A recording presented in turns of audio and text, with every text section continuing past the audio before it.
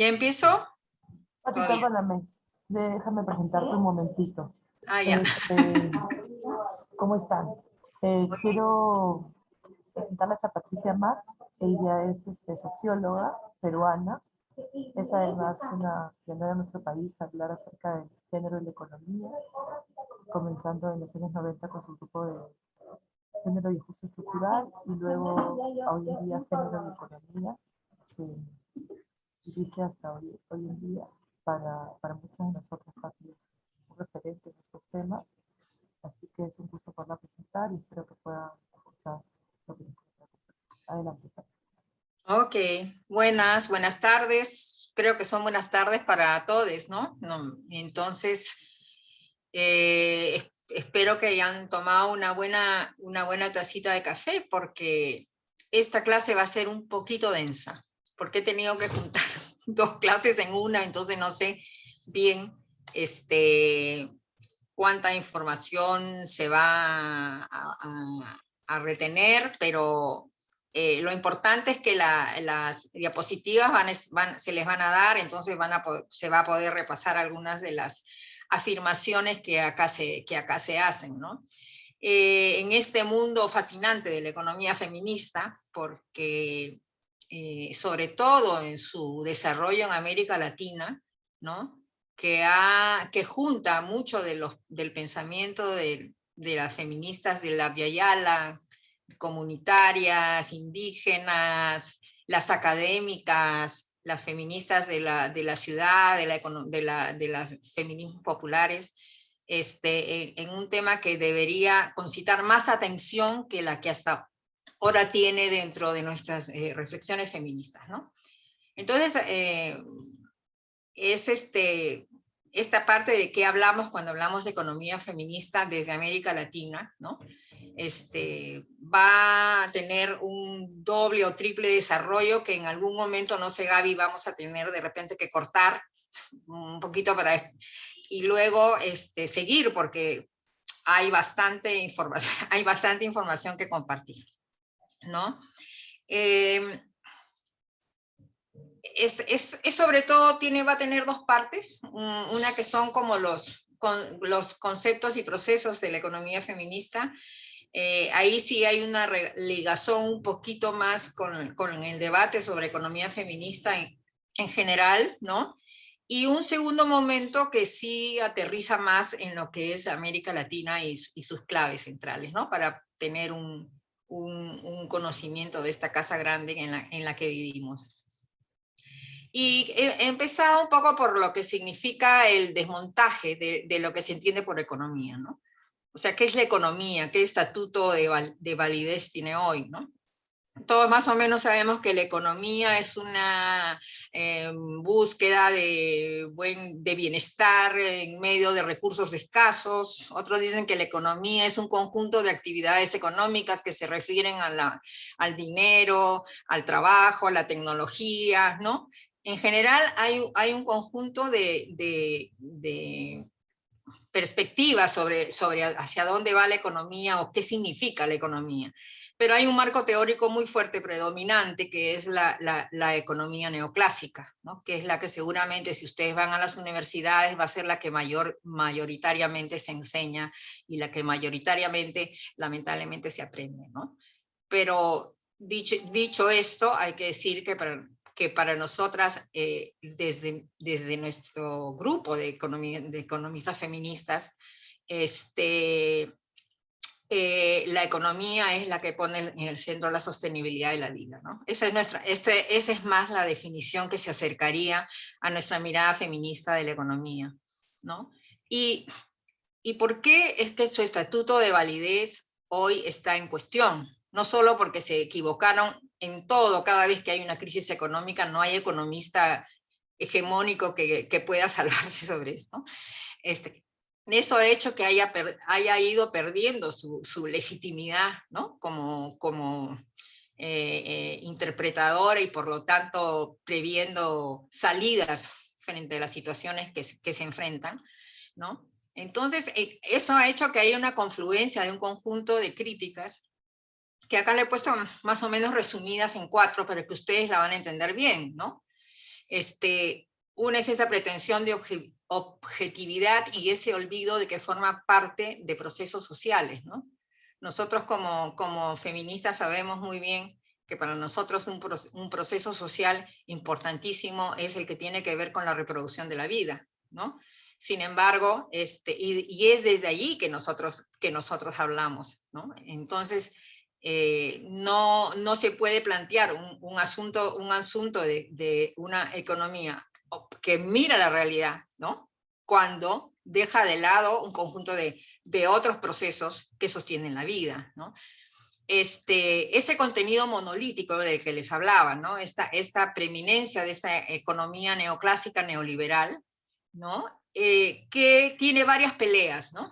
Una de estas es con las economías heterodoxas y otra es la principal con las economías transformadoras, que es más o menos el lugar donde yo me inscribo, ¿no? También hay una falta de posicionamiento y perspectiva, ¿no? Que está muy relacionado con ese pensamiento monolítico y acrítico, ¿no? Y que para las feministas tiene mucho que ver con esa perspectiva metodológica y conceptual del conocimiento situado, ¿no? Y en la práctica, digamos, esa ausencia o minorización del sur global del conocimiento que viene desde nuestros países, ¿no? Donde el lugar de autoridad siempre la tiene la metrópoli, llámese Universidad de Harvard o Oxford, ¿no? O la que sea, y donde nuestro lugar es un poco un lugar por llamarlo, de recolección de datos, ¿no? O sea, un poco proveer los insumos. Esto es para simplificar un poco, más o menos, en qué horitas están trabajando estas críticas a la economía neoclásica, ¿no? Y acá me gusta mencionar a este autor coreano, economista Hao Hong Chang, ¿no? Porque él de manera muy sencilla te plantea esta diversidad de economías que en este momento existen. No las voy a explicar, no hay mucho tiempo, además no he profundizado en todas, ¿no? Pero es más o menos un listado de los distintos enfoques que hay, que en algunos son muy antagónicos, en otros complementarios, ¿no? Y también una mención a las escuelas, digamos, que la hace más pequeñas, ¿no? Donde la escuela feminista no nos da el estatuto, perdón, no nos da el estatuto de economía feminista, ¿no? Pero en general reconoce alguna de la escuela ecológica también, ¿no? Pero no, el estatuto todavía lo sigue teniendo esta perspectiva de asuntos económicos, ¿no? Ignora la economía social, solidaria y otras, ¿no? Pero es más o menos en ese donde se están dando las disputas principales sobre la economía a nivel académico, ¿no? Para nosotros, ¿qué cosa significa la economía feminista, ¿no? Entonces, una de las cosas principales, así como estamos desmontando ese poder de la economía, ¿no? Autodado, ¿no? Nosotros también desmontamos los sesgos androcéntricos que tiene la economía, ¿no? Entonces, desde la economía feminista ofrecemos una mirada y reivindicaciones al sistema, ¿no? Al sistema económico. Entonces, acá hay prácticas, hay métodos, hay teoría, ¿no? Que van configurando otra lectura de la economía. Bueno, ahí está puesto en el texto, ¿no? Y como es de suponer, es también economía política. Es también una economía que se nutre de la experiencia de los movimientos, de las demandas, ¿no? Y del debate teórico, porque las feministas hacemos mucho debate teórico. Y actualmente, como dice Rita Segato, si tú vas a cualquier librería del mundo, vas a encontrar que la parte de los feminismos es una cosa que está repleta de investigación y de pensamiento, ¿no? Desmonta esos discursos androcéntricos de la economía que desconoce, que naturaliza la reproducción de la vida. Por ejemplo, el hombre es el activo, ¿no? Porque produce, y la mujer es pasiva, porque está o desvalorizada porque se encuentra haciendo trabajo de casa, ¿no? Que no vale. Entonces, este discurso y esta práctica fuerte de la economía también desconecta lo que es central, que es que la reproducción de la vida no se considere como algo propiamente económico, ¿no? También la economía feminista desmonta la perspectiva hegemónica de la economía del mercado, ¿no? O sea, nosotros mostramos nomás lo que significa las economías populares, o lo que significa las expresiones del feminismo popular, y nos daremos cuenta que hay innumerables circuitos que no están monetarizados, que sostienen la vida, ¿no? Eso ya en la próxima clase quizá vamos a trabajar un poquito más eso, ¿no? Pero es también una función nuestra mostrarlo, ¿no? Y que todo este proceso de reproducción social y división sexual del trabajo configuran un orden social y económico totalmente invisibilizado, ¿no? Haciendo por esto que el propio sistema económico se desconecte de la propia reproducción de la vida, ¿no? Entonces, ese déficit que arrastra la deslegitima también. Esto lo voy a pasar rápido, simplemente decir que también dentro de la economía feminista, y esto lo plantea Maya Pérez Orozco, lo que quiero, un paréntesis acá, o sea, acá el libro de Amaya Pérez Orozco, que está en su bibliografía, su versión feminista de la economía, es un clásico, o sea, para ser un libro joven, reciente, es un clásico. Y yo les recomiendo a ustedes que lo lean de arriba a abajo, porque ella es una economista española, ¿no? Que ha sido, ustedes saben que la economía feminista en España fue la que en el 2018 organizó ese paro nacional histórico, ¿no? En la cual se puso de énfasis el trabajo de cuidados, ¿no? O sea, hubo una huelga, ¿no? Donde las mujeres participaron para mostrar justamente esta ausencia, ¿no? De la valoración del trabajo que sostiene la vida. Entonces, ellas dicen que hay un debate al interior de la economía, y creo que lo que está planteando son las distinciones en términos de teoría, en términos de metodología, ¿no? O sea, la forma como se aproximan a la realidad, y en términos de horizonte de cambio, ¿no? Dentro de esas tres, que también ustedes la van a poder leer en su libro, bueno, yo me inscribo en la de la ruptura para tener un conocimiento situado y para decir desde qué lugar estoy. Sin embargo, durante mucho tiempo he estado un poco más cerca de la economía de la integradora, ¿no? Como se llama, porque claro, para mostrar justamente estas desigualdades profundas que tienen las mujeres dentro de su acción económica. Pero creo que en este momento esto es la necesidad de un buen vivir, de plantear el desarrollo en otros términos, de inclusive plantear un decrecimiento ordenado desde una perspectiva ecofeminista, es central, ¿no? Y acá hay un asunto que es también importante relevar. Ustedes saben, no sé si, que el conocimiento, siempre se genera conocimiento en tiempos difíciles, ¿no? Casi el conocimiento está asociado a dilemas, ¿no? A rupturas, ¿no? A quiebres, ¿no? Entonces, ahí es un poco la pregunta, ¿desde dónde generamos pensamiento económico, ¿no? Y creo que ahí lo que nosotros hacemos es poner la vida en el centro, pero una vida que está en riesgo, ¿no? Y acá hay conceptos que nos van a ayudar a entender un poco este proceso, ¿no?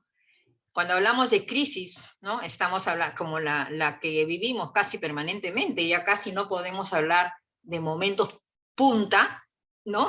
De crisis, casi estamos en una situación permanente de crítica, ¿no? Es justamente cuando esos procesos que regeneran la vida se quiebran o se ponen en riesgo, ¿no? Quizá el momento cumbre fue la pandemia. A muchas, yo sé que a muchas no les gusta tocar ese tema ya, pero hay que reconocer que esto ha dejado una huella profunda en muchos aspectos de la vida, ¿no? Y no necesitamos hablar mucho, ¿no? De cómo la pandemia puso en relieve el cuidado, ¿no? Puso en relieve los trabajos esenciales, ¿no? Puso en relieve la situación de las mujeres como encargadas de esto, ¿no? Entonces puso en relieve la desigualdad en los países, ¿no? Y en el mundo. Entonces, ahí también la crisis, valga la redundancia, es un eje crítico, ¿no? Cuando hablamos de vulnerabilidad, también hablamos de ese reconocimiento de nuestra condición de interdependencia que tenemos con otros y con la naturaleza, con otros y con la naturaleza, ¿no? Decimos que es una condición encarnada, conectada con la situación de fragilidad de los ecosistemas en que desarrollamos la vida, ¿no? La vulnerabilidad es una condición inherente a la vida relacional, ¿no? O sea, a veces en los debates que damos, escuchamos que la gente critica el hecho de la vulnerabilidad porque cree que decirlo es un elemento que le quita poder al movimiento social o le quita poder a las mujeres, ¿no? Las mismas mujeres, muchas mujeres me han dicho, oye, pero vulnerabilidad, ¿no? O sea, mujeres populares, ¿no? Entonces, realmente es una condición humana que hay que aceptar y que nos pone en referencia a nuestra poca capacidad o a ese lugar donde creemos que todo lo podemos resolver. Creemos porque sabemos que es mentira. Sabemos que eso es mentira, pero es por lo menos el discurso con que se quiere plantear, ¿no? Y al lado de esto está la precariedad, que es esa inseguridad para poder resolver esto, ¿no? Para acceder de una manera sostenida a los recursos que necesitas para vivir vidas significativas y sostenibles, ¿no? Y acá hay una diferencia mucho en este concepto de vidas que merecen ser vividas o la diferencia entre sobrevivencia y existencia, ¿no? Entonces, ahí lo que se reclama es justamente esta vida plena en todas sus condiciones posibles, ¿no? Y como señalamos, siendo la vulnerabilidad una condición inherente de nuestra vida relacional, la precariedad es un resultado de estructuras profundamente desiguales, ¿no? O sea, es un resultado político, ¿no? Y acá, donde la interdependencia es central y donde las políticas muchas veces no colocan esto como, sobre todo dentro de los propios compañeros con los que estamos, no colocan esto como un eje central, ¿no? El individualismo predominante ha cubierto dentro de la cultura neoliberal muchísimo, ¿no? Entonces es como hablar en otro idioma, decir que nosotros no somos plenamente autónomos y que siempre estamos vamos a depender de otros, sin hablar de nuestra ecodependencia, que es una cuestión central ahora, ¿no? ¿Y por qué decimos que esto es un asunto individual? Porque en general el sujeto de la economía es justamente el homo economicus, ¿no? Muchos hablan de la economía neoclásica. Yo lo he escuchado en pensadores marxistas partir desde el mismo punto de vista, ¿no? Inclusive haciendo alusión al Robinson Crusoe y todo eso, ¿no? Pero es ese no reconocimiento de que los seres humanos no somos autosuficientes, ¿no? Y que predomina se piensa que predomina ese cálculo egoísta, ese rational choice, ¿no? Que siempre hace que los mercados fluyan, ¿no? Acá puse también el hombre de Davos, porque me pareció interesante recuperar un planteamiento que hace Lourdes Menería, una gran economista feminista, que fue una de las pioneras, parece que es catalana ella, ¿no? Pero con mucho recorrido en el mundo, ¿no? Que ella participó mucho en esas conferencias de Davos, ¿no? Entonces ella pudo identificar a esos hombres de negocios, ¿no? Que circulan globalmente, llama competitivos y tolerantes a las desigualdades, ¿no? Que saludan a Bill Gates y les da lo mismo darle la mano a un presidente de una república, ¿no? Saben dónde está el poder y simplemente se mueven con facilidad por esto, ¿no? Este también es un reflejo de lo que es un poco la economía actualmente, ¿no? Y Amaya pone un debate que tienen los movimientos de mujeres en el BBBH, o sea que es un hombre blanco, burgués, varón, adulto, con funcionalidad normal y heterosexual. Claro, ya esta concepción ya viene después, ya se va ampliando lo que significa. Y efectivamente, si tú tienes una plantilla, te vas a dar cuenta que esto más o menos funciona así, ¿no? Y también incluimos un poco el poder corporativo, ¿no? El poder corporativo que hace que empresas transnacionales, organismos internacionales, el famoso establishment, los medios, ¿no? Parte inclusive de la academia, ¿no? Que no sé si infiltran, pero están ahí como metidos con la política pública, con los estados, ¿no? Para ganar un consentimiento y legitimación a sus actividades, ¿no? Esto también es el sujeto, digamos, el sujeto de la economía ahora, ¿no? Y claro, hay una pregunta que se nos viene, ¿no? Y dices, bueno, pero ¿por qué si esto está tan delegitimado, ¿no? ¿Por qué lo que resulta evidente ahora que estamos viendo cómo está funcionando tan mal el capitalismo? Bueno, en mi país no habían camas para enfermos, ¿no? O sea, cuestiones que son básicas de cualquier funcionamiento de una sociedad, ¿no? Entonces, ¿cómo hace esto? ¿Qué es un conflicto con la vida? ¿No? ¿Cómo hace esto? Que políticas que no priorizan, que no toman en cuenta, que no existen la mayoría de ciudadanos, de personas, ¿no? Porque ahora clasificamos a la gente, ¿no? Entonces, ¿cómo hace el modelo para perdurar, ¿no? ¿Por qué el modelo perdura, ¿no? Entonces ahí, una de las cosas que se señala es que ese homo economicus se erige justo para justificar al mercado sobre el Estado y la sociedad, ¿no? Ese rational choice, esa cosa de decir, bueno, eso es lo que la gente elige. ¿Tú qué puedes decir frente a eso? ¿No? Entonces, si la gente elige lo que tiene en el mercado, no es el mercado el que está en conflicto, ¿no? No hay conflicto, ¿no? Por lo tanto, tú tienes que dejar que las relaciones económicas sigan fluyendo para que haya más opciones para la gente, ¿no? Entonces, eso ha pegado mucho. Eso ha pegado mucho.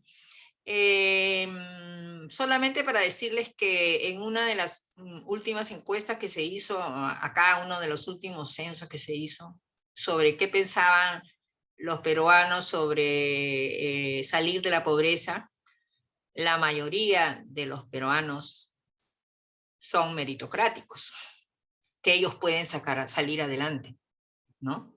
O sea, realmente la conexión con las condiciones del sistema para no salir adelante no se hace.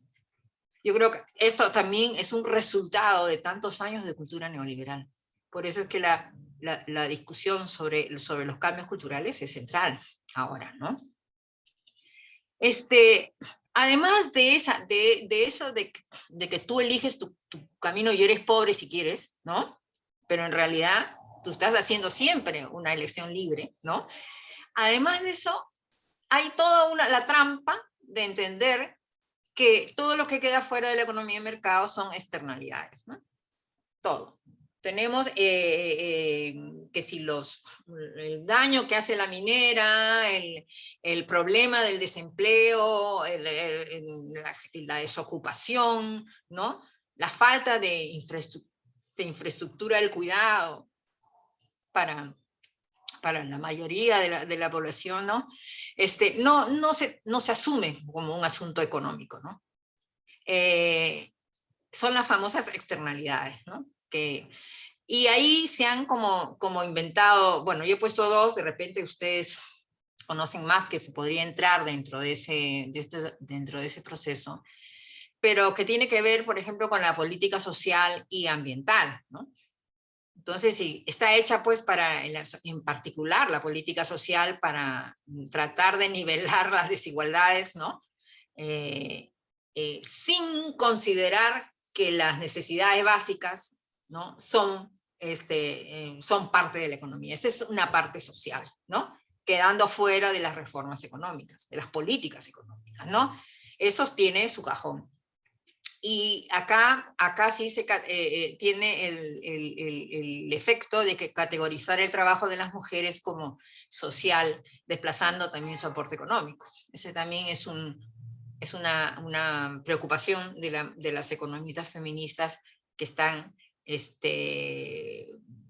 interesadas en el empoderamiento femenino, ¿no? La mayor participación de las mujeres o reconocimiento de su contribución económica, ¿no?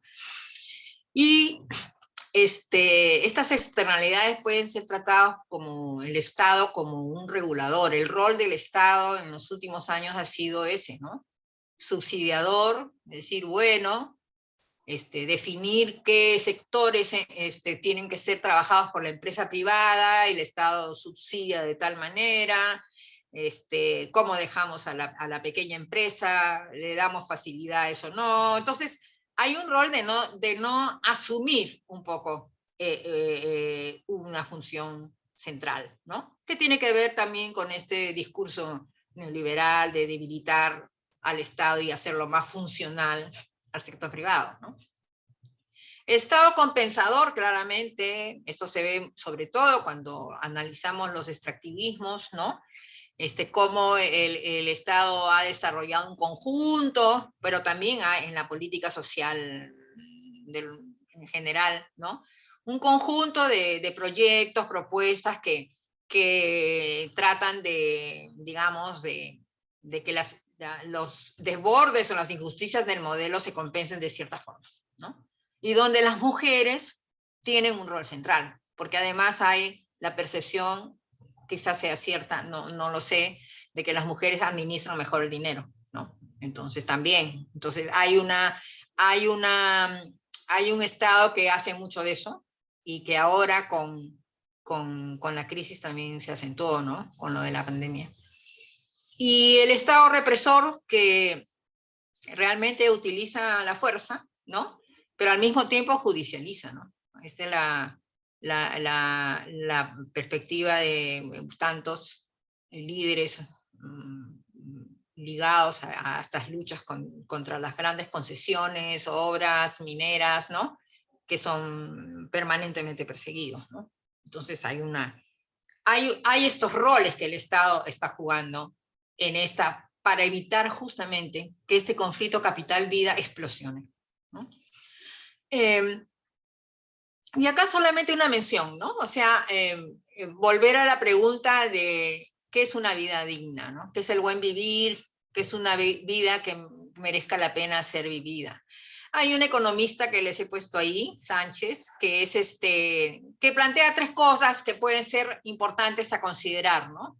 A mí me parece más relevante esto de la sostenibilidad social y ecológica como nuevo horizonte político de la economía feminista. Y efectivamente, mucho de la economía feminista o ecofeminismo está siendo cada vez más cuestionador y preponderante para poder revisar lo que nos está ocurriendo, ¿no?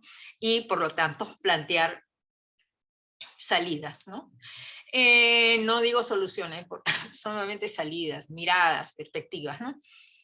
Bueno, desechar el pensamiento dicotómico que sitúa los mercados en el centro del análisis económico, ya lo hemos más o menos trabajado, ¿no?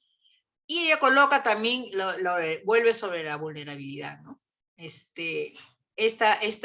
Esta nos debería permitir una nueva visión y para esta perspectiva de los buenos convivires. Pero acá también hay que decir que el proceso de la economía feminista ha habido un desplazamiento importantísimo, ¿no? De una economía feminista arrinconada, ¿no? En los márgenes del sistema económico, ¿no? En la visión de solamente la tarea doméstica, del amor, ¿no? El hecho de poner la vida en el centro se ha convertido en un eje importante, ¿no? Quizá ustedes están percibiendo que en los últimos congresos y actividades académicas en América Latina, el cuidado aparece como un eje explicativo de las ciencias sociales cada vez mayor, ¿no? Esto es un logro de la economía feminista, esto es un logro de las feministas, ¿no? Frente a una crisis que está desnudando todas estas situaciones, ¿no? La reivindicación feminista no es un asunto de mujeres, ni de la reproducción solamente. Es una emergencia para sostener la vida en un mundo en crisis, ¿no? Partimos de ese lugar donde estamos puestos, ¿no? Y acá me voy a pasar rápidamente a este recorrido de la economía feminista desde América Latina. Y voy a darles este cuadro. No quiero que se pierdan mucho el tiempo en esto porque lo van a tener, ¿no? Pero este es un poco un intento de poder juntar este contexto de cambios de la economía política en la región con el desarrollo de la economía feminista en la región, ¿no? Entonces hay una necesidad de poder entender cómo llegó la discusión de la economía feminista acá en la región y qué tuvo que ver con las grandes discusiones que se venían dando, ¿no? Es más o menos de eso se trata. Por ejemplo, todo el inicio de la crítica feminista a la economía se va dando a partir de esta perspectiva del desarrollo modernizante, ¿no? Entonces, y todo el desarrollismo latinoamericano que con la CEPAL tuvo su principal fuente de producción de teoría y de política, ¿no? En la región, ¿no? Y la crítica feminista a la economía estuvo un poco descompensada ahí, ¿no? Más que nada va llegando desde norte, ¿no? Desde toda esta discusión sobre ese desarrollo misógino que no ubicaba a las mujeres ahí, ¿no? Que tiene su fuente de, digamos, de creación en las universidades, en las conferencias de la ONU, bueno, en general en la cooperación internacional, ¿no? Y donde en esa época ya van apareciendo los primeros trabajos de las mujeres en las maquilas, la maquila mexicana y centroamericana, ¿no? La situación a nivel de diagnóstico todavía, ¿no? Pero es importante porque ya va mostrando los puntos débiles del ansiado y esperado desarrollo latinoamericano, que en esa época todavía era muy, muy optimista, ¿no?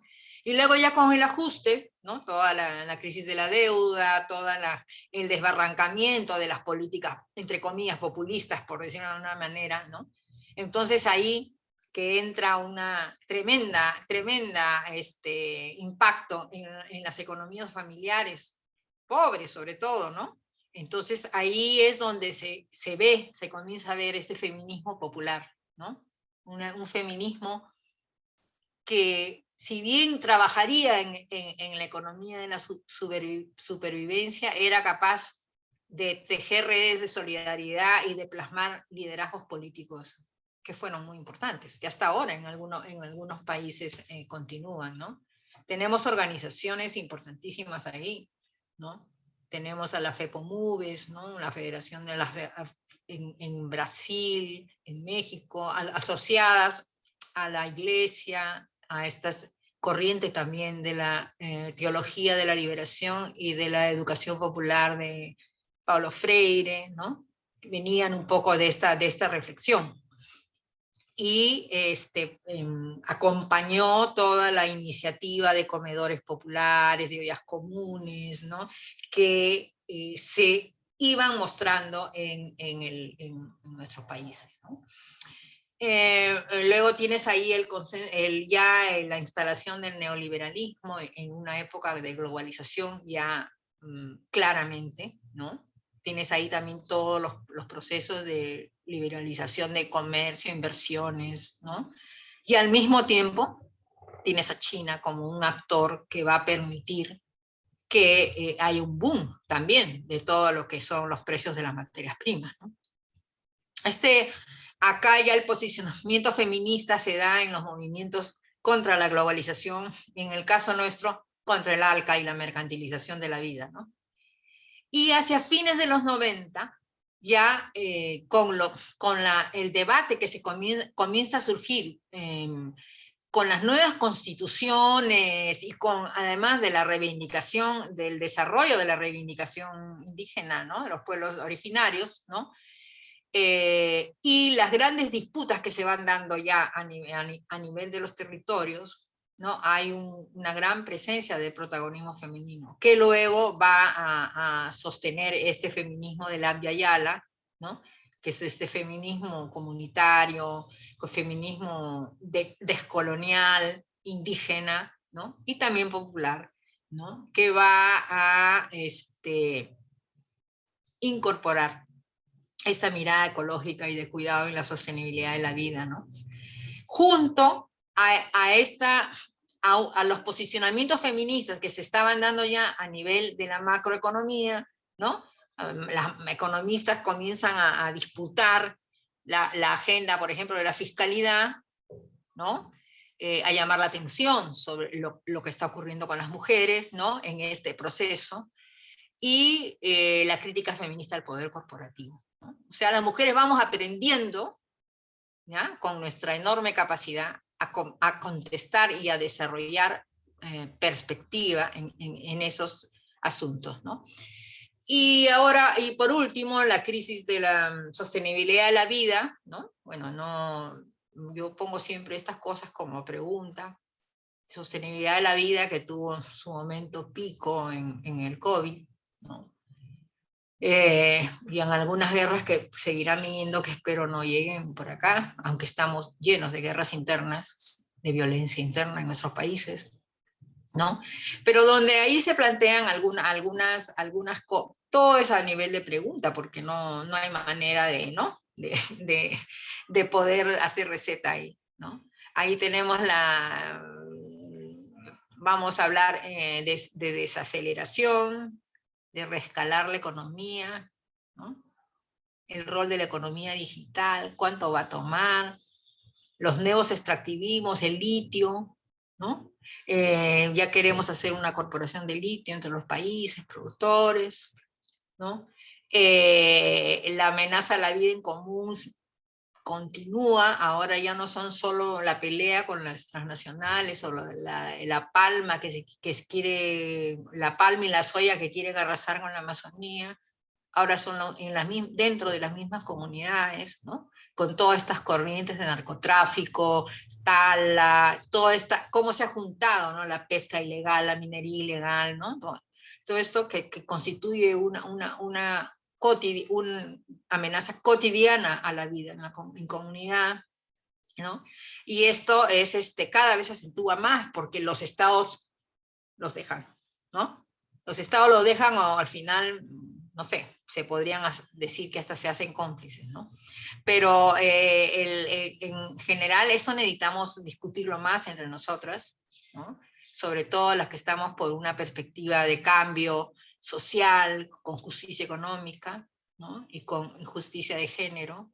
Necesitamos qué cosa está implicando este conjunto de guerras internas, como le llama alguien, ¿no? Este conjunto de violencias y conflictos que se desarrollan desde y al interior de las comunidades, ¿no? Sin que tengamos el enemigo común de la gran empresa transnacional y extranjera mejor. Esto es una realidad más compleja. Pero bueno, esto es lo que llamamos crisis de sostenibilidad de la vida, ¿no? Y claro, tenemos una desigualdad expuesta que ya no se puede ocultar, ¿no? Cada vez más se habla de desigualdad, ya en el términos del establishment, ¿no? Antes se hablaba de pobreza, ahora se habla ya abiertamente de desigualdad. Y hay una pregunta, como decir, ¿hay una nueva centralidad de lo público? Era una pregunta que todavía la dejo ahí, no sé si es, ¿no? Pero, por ejemplo, ¿cuántos estados han puesto el énfasis en los servicios básicos luego de esta pandemia, ¿no? Han hecho una nueva fiscalidad en nuestros países, ¿no? Algunos. Pero no sé si es parte de una política, ¿no? O esta renta básica universal como un instrumento para solucionar los asuntos de sobrevivencia, ¿no? O cómo irrumpe la ciencia y tecnología, para bien o para mal, ¿no? En nuestras políticas, en nuestro día a día. En fin, todo esto es esta crisis de sostenibilidad de la vida. Entonces, un poco como economistas feministas decimos el cuidado central. Ya está, el cuidado central. O sea, ya no necesitamos llenar tanto discurso, eso está claro, ¿no? Volver a lo que importa, que la vida no se siga precarizando. Y esto parece que va a seguir en términos de los muros que se van poniendo dentro de las personas, ¿no? Cada vez más, por ejemplo, no llama la atención que en los casos de trata, cada vez más hay mujeres jóvenes de los pueblos indígenas y en muchos casos mujeres migrantes de los países vecinos, ¿no? O sea, dentro de la población se van dando los últimos eslabones de la cadena. Toda la gente no es igual, ¿no? Entonces hay algunos que se beneficiarán de determinadas políticas, otros no. La vida se sigue deteriorando ahí. Entonces, cuando decimos buenos convivir, es buen vivir, ¿de qué estamos hablando, no? Vuelve a ser la pregunta. Vamos a deprimirnos un poco. Bueno, acá no quiero hablar un poco de este tema porque lo van a tener ustedes, porque ya va a tomar mucho tiempo, ¿no? Pero simplemente para decir que en cómo la economía feminista va llegando a nuestros países, hay una fuerte presencia de la crítica a partir de los proyectos de desarrollo que se llama MET, Mujeres en el Desarrollo, y GET, Género en el Desarrollo, ¿no? Que eran como las líneas maestras donde se hablaba de economía, en el caso de las mujeres, sobre todo en base a incorporar a las mujeres a la vida productiva, ¿no? Eso es un poco digamos, para resumir la orientación que se daba, ¿no? Y donde también surgen críticas, se van dando debates, ¿no? Miren, en 1981 ustedes no habían nacido, pero ahí ya se estaban dando grandes debates sobre qué significaba estas formulaciones, ¿no? Y a mí me parece interesante el de Lourdes Benería y Yitasen cuando dicen que estos debates no consideran la dimensión de clase, ¿no? Y muestran cómo las mujeres jóvenes pasan a ser asalariadas y pierden quizás sus condiciones más favorables que tenían.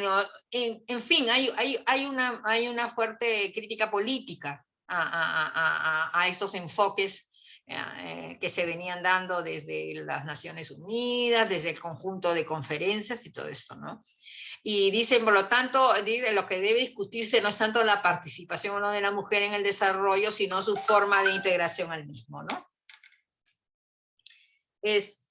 bueno, es esto como se da, ¿no? Y yo he señalado que más o menos en un primer momento, este proceso crítico de América Latina se va depurando, ¿no? En el primero incorporas los planteamientos y debates alrededor de mujer en desarrollo, género en desarrollo, la conferencia de la mujer de Beijing, la necesidad de hacer ministerios, centros, institucionalidad feminista, las ONGs que se empoderan muchísimo en esa época, ¿no? Y el desarrollo también de un conjunto de estudios, ¿no? Que comienzan a ya ser más complejos, ¿no? Ya no solo diagnósticos de por qué las mujeres no están ahí, sino también lo que las mujeres realmente están haciendo, ¿no? Y claro, ahí pongo de ejemplo nomás ese de la triple jornada, ¿no? Donde se hablaba de la actividad reproductiva, o sea, dentro de su casa o en los animales, la productiva y la comunitaria del barrio, ¿no? Pero no tanto planteaban una ruptura con el desarrollismo, porque la palabra desarrollo en América Latina, ustedes saben, es muy potente, ¿no? A pesar de que ya lo estamos criticando y dando la vuelta, todavía conserva una idea de prosperidad que no se puede fácilmente desfasar, ¿no? Entonces, este proceso crítico en América Latina no llega a romper tampoco con eso, ¿no? Sigue hablando de desarrollo, ¿no? Y más bien se va emparentando con las visiones de marginalidad e informalidad, ¿no? Entonces, ahí hay como pero siempre en términos sobre todo de diagnóstico informativo, ¿no? No hay mucho, los análisis van a venir después con la economía solidaria, me parece que ahí va a ser más potente ese tipo de análisis, ¿no?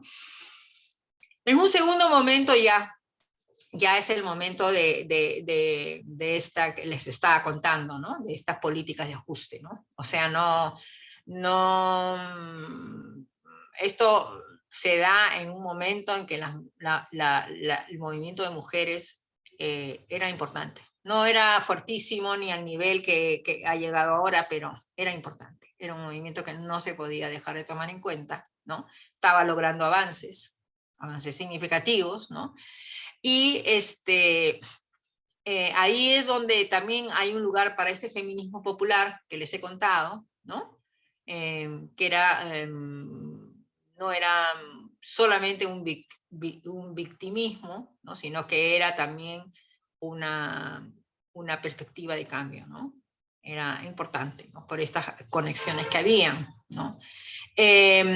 Y ahí también se comienza a trabajar. Yo trabajaba en un grupo que estábamos con los impactos del ajuste, pero no quedarnos en el impacto solamente, sino poner en relieve las propuestas de las mujeres, ¿no? Desde todos los ámbitos, ¿no? De rurales, barriales, mineras, en el mundo laboral, ¿no?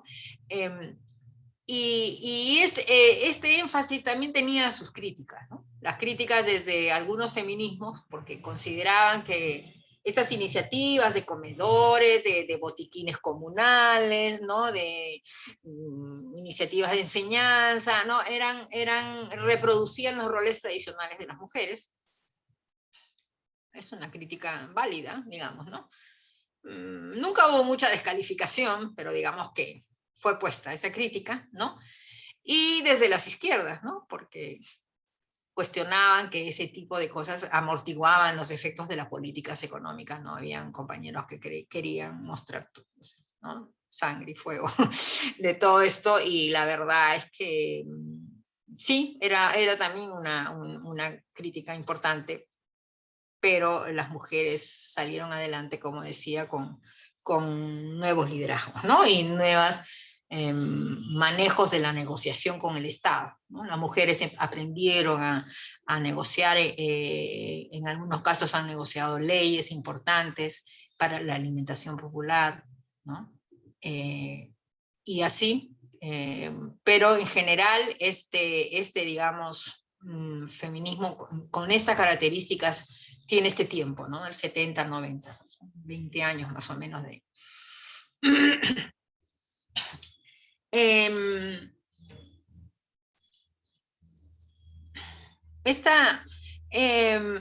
Hay también este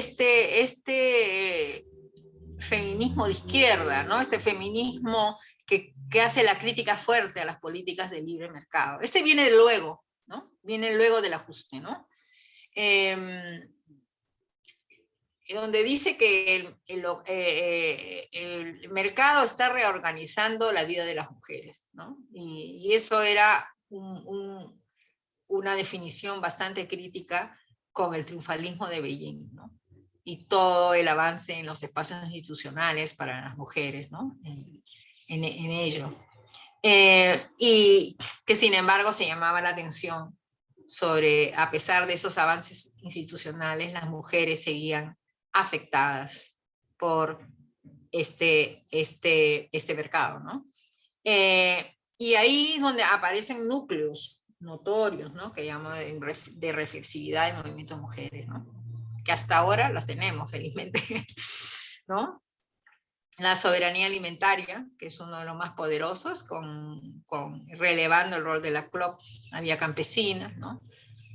La marcha de las margaritas en Brasil, por lo que implica a nivel de su impacto social, ¿no? Importantísimo, y un viraje con el PT y los partidos de izquierda que no le dan mucha importancia también a las mujeres indígenas, ¿no? Bueno, que ahí también hay un cambio importante y significativo. La lucha por las semillas, ¿no? Y contra los organismos genéticamente modificados, ¿no? La defensa de la biodiversidad, eso ya es una lucha global, ¿no? En la cual nosotros también nos aliamos, ¿no? Y también a nivel más regional los movimientos frente al agua, ¿no? Que entrelaza la lucha por los comunes, ¿no? Y ahí yo creo que el más significativo fue el movimiento de Cochabamba en Bolivia. El de Congo en Perú fue significativo para el Perú, pero creo que también valió la pena como parar un poco esta desaforada inversión tecnológica de las mineras.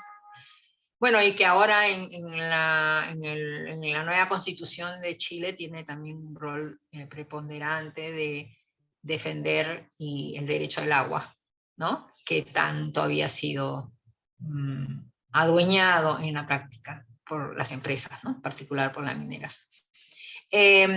Y acá también se da un inicio del protagonismo de las mujeres en los movimientos ecoterritoriales, ¿no? Ecosociales.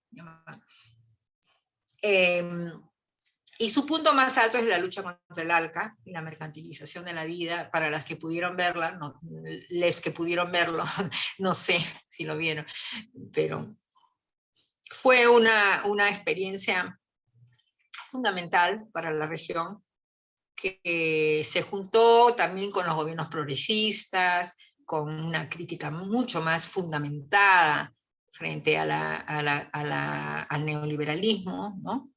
Y que en el caso del movimiento feminista tuvo un núcleo feminista crítico, ¿no? A nivel de organizaciones regionales, ¿no? De redes regionales. Entonces acá lo que quiero poner es que hay tres vertientes para entender la disputa de la economía feminista en América Latina, ¿no?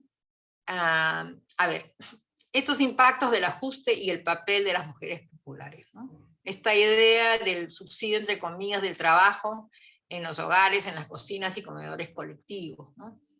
Como esto, esa idea del subsidio es una idea fuerte, ¿no? No en términos de hacerle el favor al capitalismo, sino de entender que para mantener la vida, eso es lo que permitió, ¿no? Y cómo la corriente predominante del feminismo no terminó de enlazarse con este debate económico del ajuste, que el ajuste puso sobre la mesa, ¿no? En esa época éramos varias feministas que en un encuentro feminista latinoamericana nos encontramos, y claro, éramos frente a las demás mesas en general, ¿no? Las de la economía feminista éramos un reducido grupo, ¿no? de de interés por moverlo. Impactadas por esta situación del ajuste, que no había impactado por igual posiblemente a todos los países, ¿no? O encontraron políticas para hacer que esto no sea resuelto solamente en el plano del campo popular. Es posible. Luego, el segundo vertiente tiene que ver con el mercado como organizador de la vida, ¿no? Y ahí viene lo del rechazo a los que les estoy haciendo también como un resumen ahí, ¿no? La mercantilización de la vida, que hasta ahora sigue, ¿no? Cada encuentro que tú ves del grupo de los G7, 10, 40, tú vas a ver siempre una banderola con la no a la mercantilización de la vida, o sea, eso es central, ¿no? Entonces ahí vemos la irrupción global ya de los feministas, de los feminismos, ¿no? Con este rechazo al ALCA, al colonialismo imperial, ¿no? Y al mismo tiempo también siguen las disputas también dentro, ¿no? Que tienen que ver con, en algunos casos, que es un poco la que conocimos de cerca, que era si en los acuerdos comerciales había que mejorar las cláusulas sobre las mujeres o rechazar dichos acuerdos, ¿no? Entonces, fueron movimientos en diálogo, ¿eh? No fueron movimientos de pelea total, sin embargo sí era importante mostrar esa perspectiva. Y el tercera vertiente es de los extractivismos y defensa de los comunes, ¿no? Este tiene que ver con la expoliación, la afectación comunitaria, ¿no? Y donde los feminismos de la Via Yala se colocan en el centro. Así que yo voy a pasar un poco a explicar esta parte. No sé si ustedes tienen alguna pregunta, pero ya digo que la otra parte va a ser también bastante larguita, o sea, no sé, Gaby, ¿qué dices? Justo considero que sí sería bueno que hagamos las preguntas. Yo les estaba mencionando en el chat, las pueden hacer, pero por escrito, pero hemos estado haciendo últimamente unas preguntas en la avanzada, entonces hace algunas de las presentes Gabyciña, no te escucho bien. Ah, perdón. Decía que sí, que podemos pasar las preguntas. Ah, ¿ahora sí se me escucha mejor? Sí. Porque usted audífono no es muy bueno. Y que podemos hacerlo semana alzada, digo, para aprovechar el diálogo. No sé si alguien quisiera hacer alguna pregunta, pero como dice Patti, hemos avanzado bastante y se han discutido varias cosas, ¿no? Sobre el recorrido de la economía feminista, tanto a nivel, digamos, global como a nivel de América Latina, a unas ideas que me parecen importantes. No sé si se quiere animar a hacer la timidez inicial. Bueno, por ahí sí lo podemos hacer lo que tú dices hace poco. Fácil. Podemos seguir entonces. Pero no, espérate, aquí hay ya comenzó la pregunta. ¿Perdón? ¿Sí? Acá comenzó una pregunta, dice, en uno de los textos hablaba de la reproducción biológica, reproducción de la fuerza de trabajo y reproducción social. Te hacen la pregunta si pudieras hacer alguna distinción sobre eso. Y por ahí también antes alguien preguntó sobre el trabajo de las mujeres en los programas sociales, como también es como algo que recarga su trabajo, y de alguna manera, no lo dijo en esos términos, pero subsidia al Estado, y también habló de cómo la meritocracia había invadido todo. Gaby, no estoy escuchando bien. Perdón, voy a cambiar de audífonos, pero si ves en la última pregunta, en el texto. Es que la otra tampoco la he escuchado bien. Perdona, disculpa, no. Si puedes leer el. Ah, a ver, Chat, en el chat, ya, ok.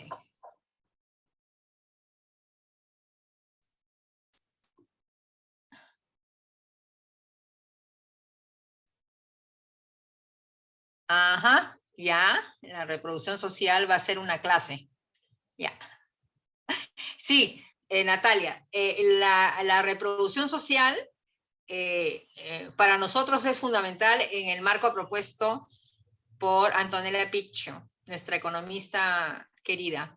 Y ese es un tema de la próxima clase, pero es para entender un poco cómo existe una reproducción ampliada del capital, ¿no? Más en términos, ¿y qué implica eso para la vida de los hogares y de las mujeres, ¿no? ahí, cuando hablamos de reproducción social, estamos hablando evidentemente del trabajo del cuidado, ¿no? Estamos hablando de todo este amplio abanico, ¿no? Que sostiene en conjunto toda la actividad económica y social de la comunidad, de la localidad, de la región, del país, ¿no? Sí, vamos a tocar ese tema, pero más o menos te adelanto que por ahí va a ir, ¿no? Esta definición. ¿Y cuál era otra? ¿Habría entonces una similitud entre reproducción social y reproducción de la fuerza de trabajo? Sí, pero la reproducción social es más amplia que la reproducción de la fuerza de trabajo, ¿no? La reproducción de la fuerza de trabajo, como su nombre lo indica, es cómo preparas los trabajadores para el mercado, para el sistema, ¿no? La reproducción social tiene que ver con la condición de vida más extendida de la familia, ¿no? Con las relaciones afectivas y las relaciones en general que se desarrollan en este tejido, ¿no? Por eso es que no es lo mismo cuando hablas de reproducción de la fuerza de trabajo y la reproducción social, ¿no? Sí, eso.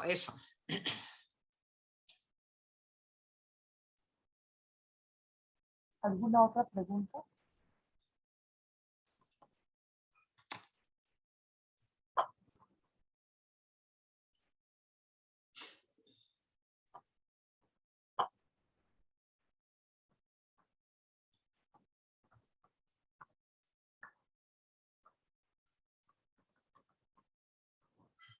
Alguien preguntó también sobre la meritocracia un poco más activa. ¿Cómo se me escucha?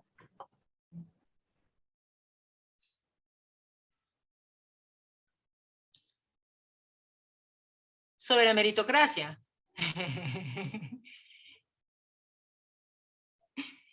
Bueno, ustedes saben que este es un debate actual, ¿no? Sobre la meritocracia, ¿no? En realidad, sí, sobre cómo se ha permeado en todas las esferas de la vida. Y yo creo que eso tiene que ver con lo que significa la cultura neoliberal, ¿no? La forma en que nuestros pensamientos se ha desarrollado. Es un poco un colonialismo ya del pensamiento, ¿no? Y claro, que un pobre diga que es por su propio esfuerzo que es pobre, no, es complicado de entenderlo, ¿no? Entonces sí hay un asunto que no se está vinculando, se está perdiendo visión sistémica. Y está entrando un discurso mediático fácil, ¿no? Aplanado, en muchas de las conciencias. Por eso es que es fundamental que nosotros que queremos cambios significativos en la vida de la gente, tenemos que involucrarnos, ¿no? Sí, lo de la meritocracia sigue siendo una desconexión total con las condiciones materiales en que se reproduce la existencia y con ese prurito de la igualdad de oportunidades, igualdad desde el inicio, igualdad, o sea, en realidad lo único que hace es seguir manteniendo esta idea de que el pobre se lo merece. Eres pobre porque te lo mereces, ¿no? Hay ahí una sensación también de muy incómoda, ¿no? Que hay que combatir, pues, ¿no? hay que darle la pelea. Dale, Pati, si quieres continuamos y no sé si quieres tomar un vasito con agua, estás perfecta, seguimos. Ya. Entonces vamos un poco a hablar sobre... Ay, no puedo moverlo. ¿Qué pasó?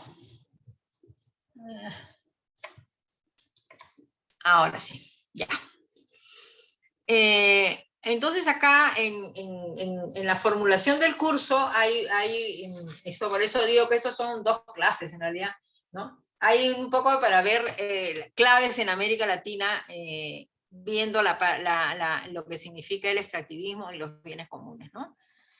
Entonces, tratando de encontrar una una frase que un poco lo resuma. Me parecía que estamos hablando de los procesos de despojo y ruptura convivencial de la vida en común, ¿no?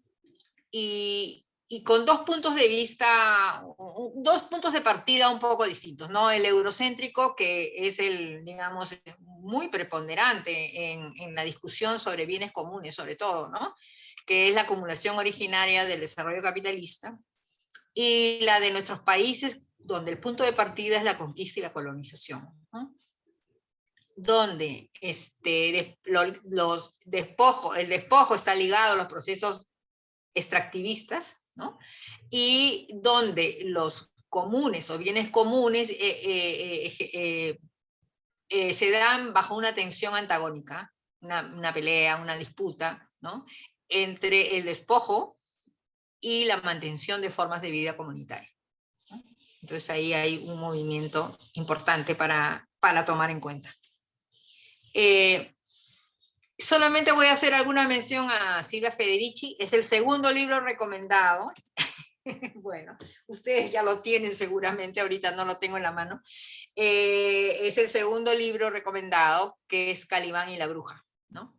¿Y por qué lo recomendamos este libro? Así como el de Amaya Pérez Orozco, Calibán y la bruja, con Silvia. Porque hasta ahora el trabajo de Federici es la aproximación más importante de cómo el capitalismo ha afectado a las mujeres históricamente, ¿no? O sea, desde sus inicios. Es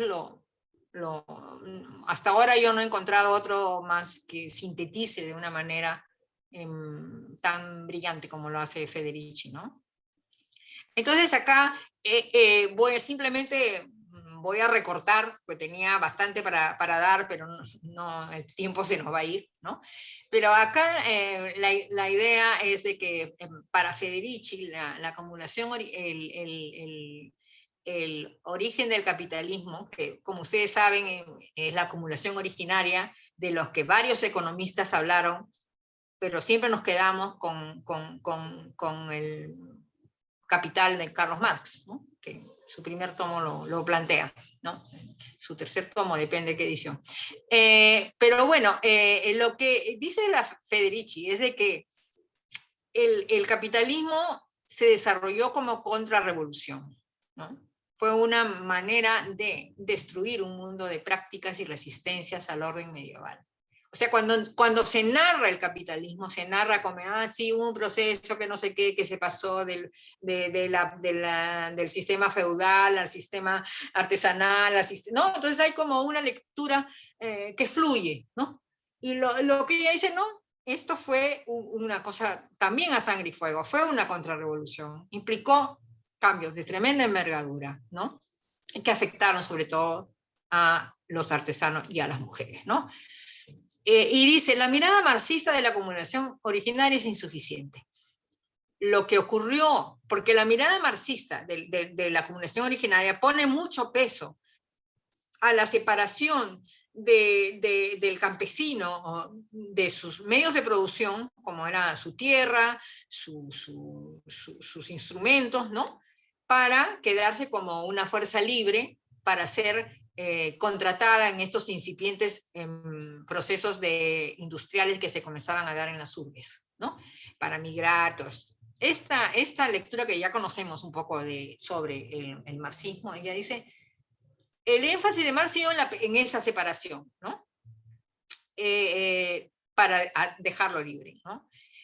Nosotros, separar a la gente de sus tierras y medios de producción y separar la producción de la reproducción, ¿no? Entonces dice, eso ocurre, eso es lo nuevo del proceso, ¿no? La producción del mercado se separa de la reproducción de la vida, que se invisibiliza e inferioriza, ¿no? Y señala un punto emblemático, que es La Casa de Brujas. Yo les recomiendo que lo lean porque es bien interesante ese libro por todo lo que tiene, lo que aporta de historia, de conocimiento histórico, ¿no? Entonces, ella, en resumen, lo que está planteando como algo que tiene vigencia hasta ahora, es que con este pretexto, con este asunto de la casa de brujas y los feminicidios que se dieron, ¿no? Los estados se dieron un nuevo poder y control sobre el cuerpo de las mujeres, ¿no? Y ahí señala un conjunto de medidas que se fueron dando, ¿no? O sea, controlar los nacimientos, vigilancia de las mujeres embarazadas, esterilizaciones, prohibición del aborto, obligatoriedad de la procreación, ¿no? Entonces, todo esto que tiene mucho parecido con algunas de las demandas de hoy, después de no sé cuántos siglos, ¿no? Con algunos sectores, ¿no? Entonces, esto generó una nueva política demográfica capitalista, ¿no? Es una forma de entender por dónde la población hay que enrumbarla. Y que esto era necesario para garantizar y estabilizar la fuerza de trabajo, ¿no? Expulsión del campesinado, tráfico de esclavos, gran cantidad de trabajadores cerca al sur, de una cantidad de pobres que pueden ser susceptibles de ser explotados, ¿no? Entonces, para garantizar eso, tenía también que tener una intervención en la política demográfica, ¿no? Y como el centro de esta política eran las mujeres, ¿no es cierto? Somos las mujeres también, ¿no? Entonces, al atacar a las mujeres, dice ella, se atacaba a las comunidades. Entonces, lo que trae como consecuencia es debilitar al régimen comunitario, que era el régimen donde las mujeres estaban viviendo todo y ejerciendo su autoridad, por decirlo de alguna manera, ¿no? Entonces, se fuerza una división sexual del trabajo que confinaba a la mujer a un trabajo no productivo y que puso en sumisión a la mujer del obrero explotado. Inclusive ella menciona algunos ejemplos, por ejemplo, de actividades que las mujeres hacían y que dejaron de hacer, ¿no? Pero siempre siguieron haciendo otras que eran, por supuesto, las domésticas, ¿no? Entonces, al confinar, ella señala, ¿no? Al confinar un poco a la mujer a un trabajo menos devalorizado y en la casa, ¿no? Por decirlo de alguna manera, el capitalismo le provee al proletario una sirvienta que puede compensarle lo que ellos habían perdido, ¿no? Es muy interesante eso. Entonces, así dice, tenemos un cuerpo feminizado, sujetado al proletario, al capital y al Estado, configurando un nuevo orden patriarcal. Este es un aporte muy significativo de Silvia Federici para entender estos orígenes del capitalismo y en desmedro de la situación de la mujer, ¿no? Y por eso no es casual que desde nuestros países también enarbolamos un poco esto de cuerpo y territorio, ¿no? No sé si ustedes han escuchado, pero en muchos feminismos indígenas, descolonizadores, comunales, ¿no? Esto es un eje también de conceptualización, de entendimiento, ¿no?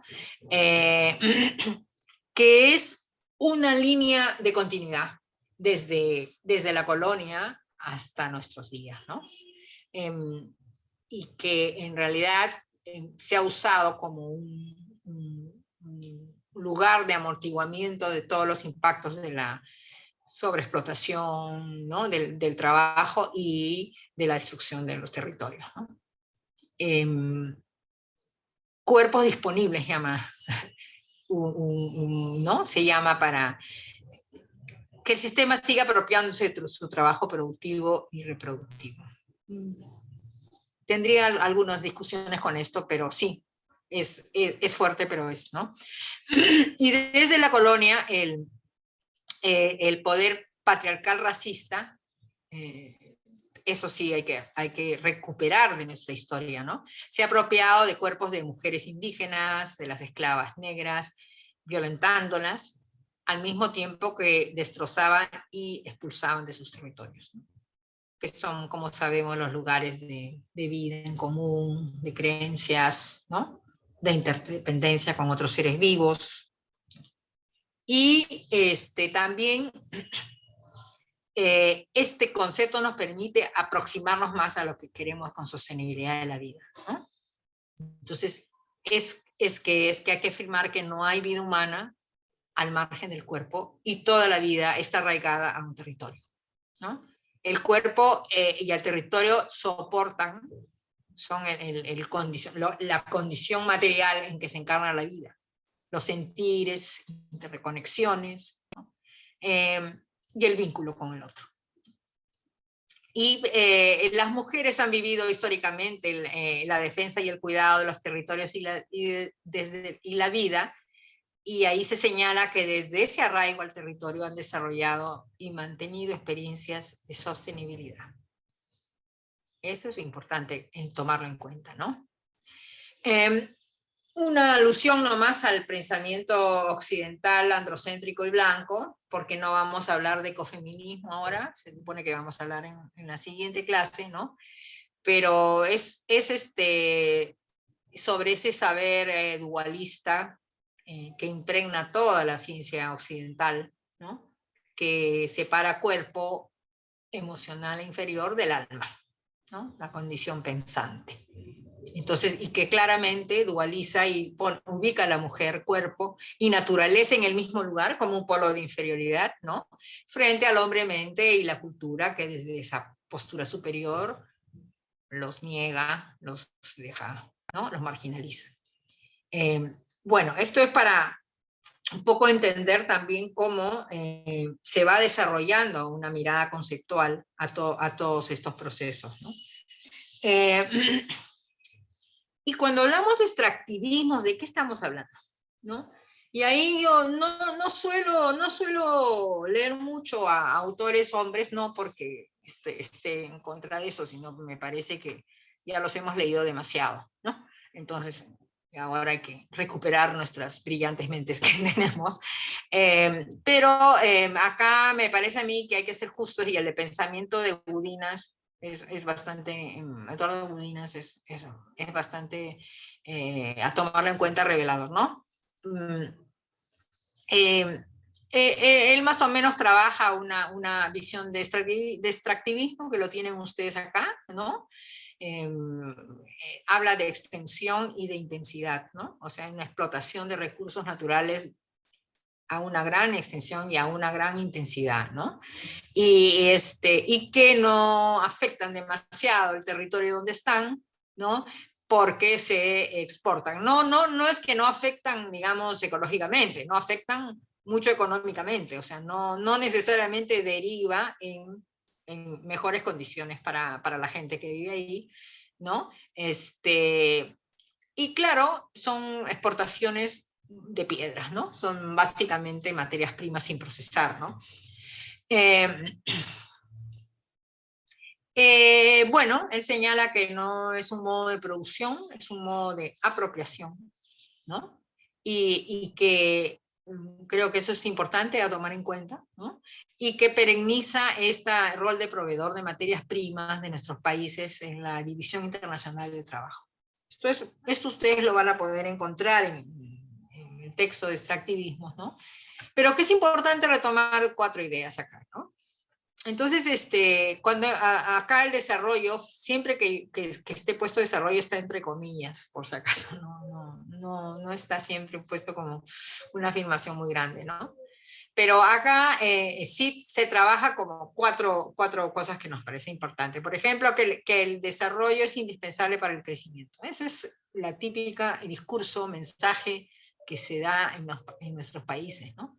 Que el petróleo, la minera, la soya, la palma, ¿no? Son indispensables, porque tiene un conjunto de beneficios económicos, ¿no? Que te van a beneficiar, valga la redundancia. Sin embargo, acá volvemos a entrar en el tema de las externalidades, ¿no? De los impactos, ¿no? Que no se habla mucho de los costos sociales, ambientales, los daños en la salud, tremendos daños en la salud, sobre todo en los niños, ¿no? La pérdida de biodiversidad, ¿no? Entonces, esos costos no son asumidos por las empresas, sino al final las terminan pagando las comunidades locales, los gobiernos subnacionales y toda la sociedad, ¿no? Ahora y en las siguientes generaciones, o sea, estamos hablando de larga data, ¿no? Hay también un optimismo tecnológico, ¿no? Ustedes han oído hablar, bueno, ahora con toda la cuestión verde, con toda la revolución energética, ¿no? Que se ha ido por los suelos con la guerra en Ucrania, pero digamos que sigue siendo una opción para muchos, para muchos países, ¿no? Es posible extraer de manera limpia, de manera segura, ¿no? Entonces, y hacer alguna propaganda de que los agroquímicos no son tóxicos, ¿no? Están libres de eso. Claro, ahí me venía a la mente el accidente que ocurrió en Brasil, de la Vale, en la cual toda la propaganda de la Vale era de que era una operación altamente tecnificada, ¿no? Altamente tecnificada, sin casi ningún riesgo, y sin embargo, ocurre, ¿no? La otra es afirmaciones que son necesarios para acabar con la pobreza, ¿no? Porque claro, tú dices, la inversión minera o la inversión petrolera va a traer ayuda económica, va a generar empleo en el lugar, etcétera, ¿no? Entonces cuando esto no se da, entonces comienzan a ofrecerse las compensaciones, ¿no? Que ya habíamos hablado antes, ¿no? Entonces eso también, como se dice, genera instrumentos de gestión pública con idea de te contamino pero te pago, ¿no? Entonces, y claro, resulta que eso sí en muchas comunidades es aceptado, ¿no? Pero en general, y acá podemos decir que cuando las mujeres están empoderadas dentro de esa comunidad, eso no va, ¿no? Hay que investigar más, pero eso es más o menos lo que se ha visto, ¿no? Y como contraparte, las empresas reciben subsidios, exoneraciones, beneficios fiscales, ¿no? Entonces sin ninguna posibilidad de que esas garantías sociales que en exoneración en tributación que se le está dando, en realidad sirva para beneficiar a los planes sociales que tiene el gobierno. O sea, no hay garantía, ¿no? Y en zonas mineras y petroleras, más bien es posible constatar mayores niveles de pobreza. Hasta ahora esto se ha mantenido, ¿no? Y bueno, vamos a... Hay una foto al fin, algo distinto. Y claro, lo que no... Bueno, es Máxima Acuña, no sé si ustedes la conocen, es una señora que vive en Cajamarca y que se ha negado a vender su tierra a la empresa más grande de explotación de oro que hay posiblemente en la región, ¿no?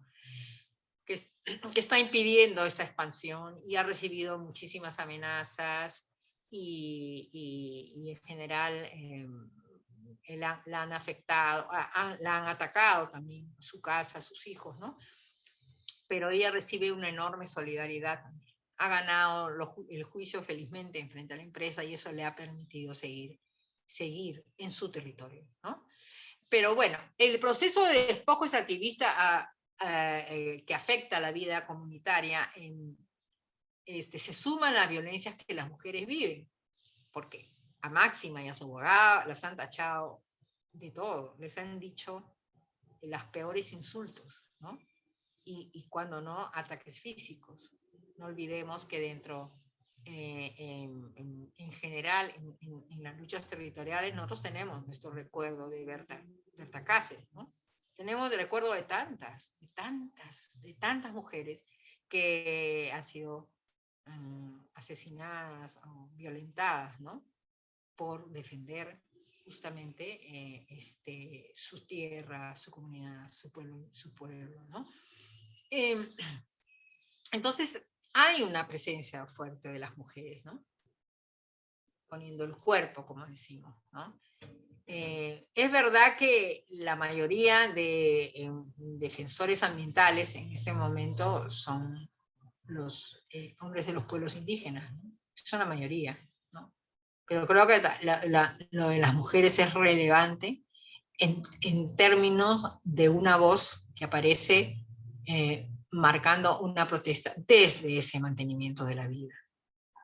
Por ejemplo, Máxima plantea su pelea con la gran empresa desde la defensa de la laguna, del agua, ¿no? Desde la laguna, que la empresa quería eliminar para poner ahí todos los desechos y los relaves, y le decía a la mayoría de la población que iba a construir unas lagunas artificiales para que iban a tener más cantidad de agua que la que tiene esa laguna, ¿no?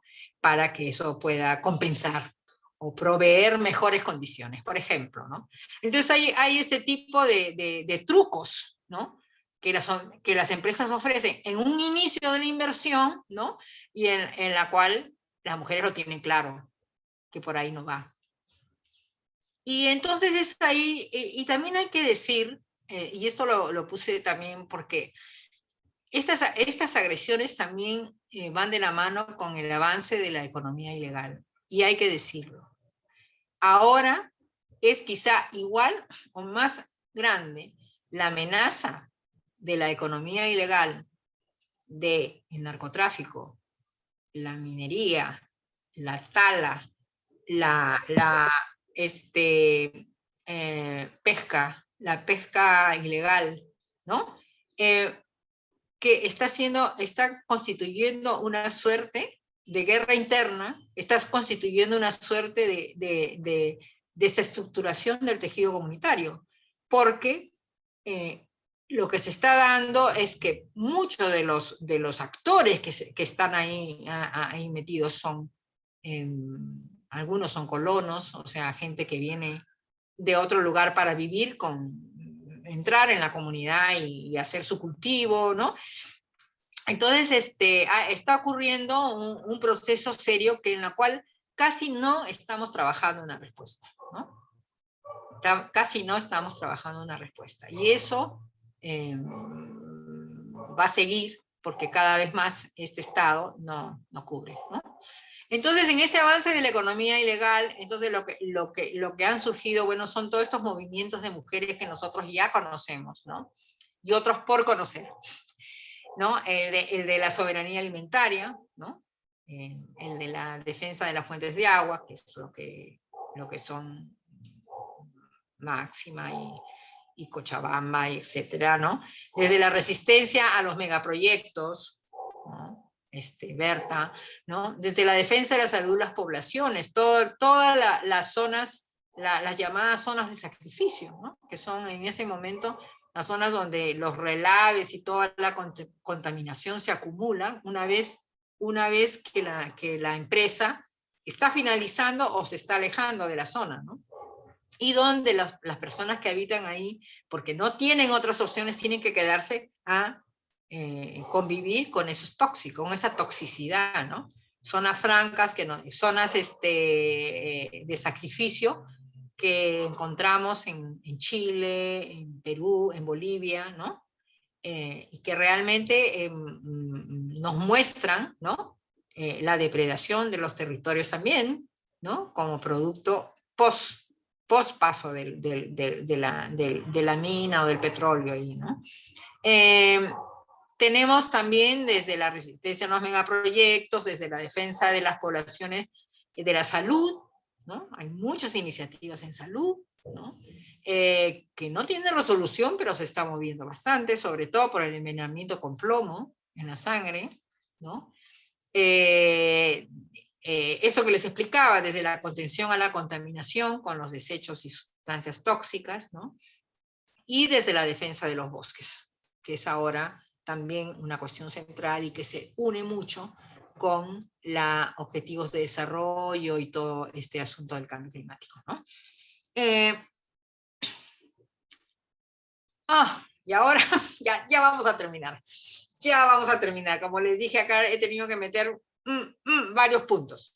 Pero lo que quería es que esa perspectiva de los extractivismos está muy ligada a esta perspectiva de los comunes o bienes comunes dentro de para entender mejor por dónde va yendo la reflexión de la economía feminista, ¿no? En nuestra región, ¿no?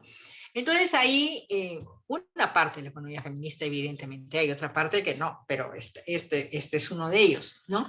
Entonces acá cuando hablamos de bienes comunes o comunes, como se le dice porque viene del inglés, lamentablemente, no quería, pero bueno, es comunes, pero me parece que como comunes tienen una acepción mucho más amplia que como bienes comunes, pero lo usamos así, ¿no? Es como un sistema social, ¿no? Y que tiene que ver con los recursos, la mancomunidad, los recursos mantenidos en común, ¿no? Lo que ya sabemos, ¿no? Los comuneres, acá hablan de hombres, pero son las comuneras, los comuneres, ¿no? Que son los que gestionan estos recursos, ¿no? Y que se involucran en el hacer en común, o sea, esa vida en común, ¿no? Y este autor, que es un italiano, es otro hombre también, pero bueno, trabaja años estos asuntos, ¿no? Él dice que todas las formas de cooperación humana no jerárquica son diferentes expresiones de los comunes. O sea, los comunes te hace referencia entonces a una cuestión relacional, ¿no? Te hace referencia a una vida en común, ¿no? Te hace referencia a un día a día, ¿no?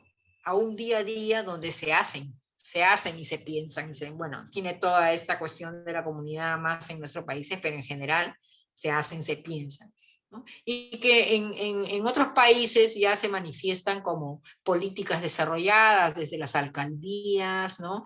O desde gobiernos subnacionales, ¿no? Para ir ganando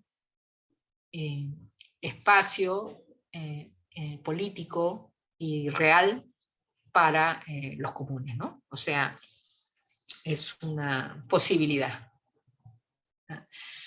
Y en el caso de nuestros países, bueno, digamos, en el caso de Europa y nuestros países, digamos, la trama histórica ha sido la desposesión y el colonialismo, ¿no? Entonces, hay como una percepción de que la privatización, el acaparamiento de tierras, la concentración de recursos, ¿no?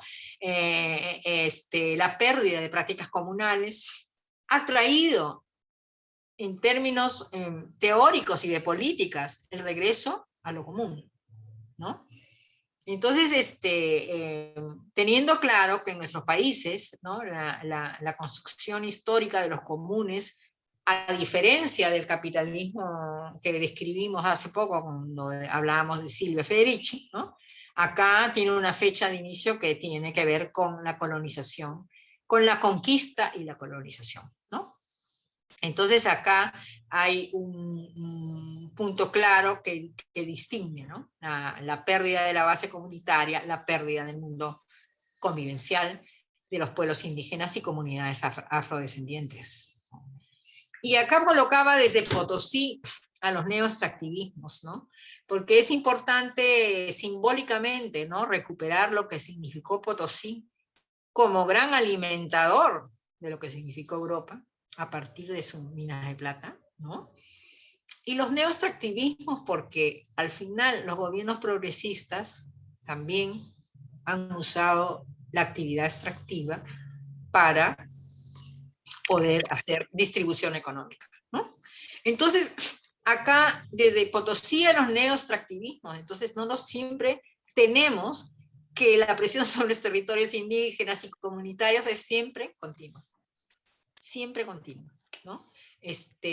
Y bueno,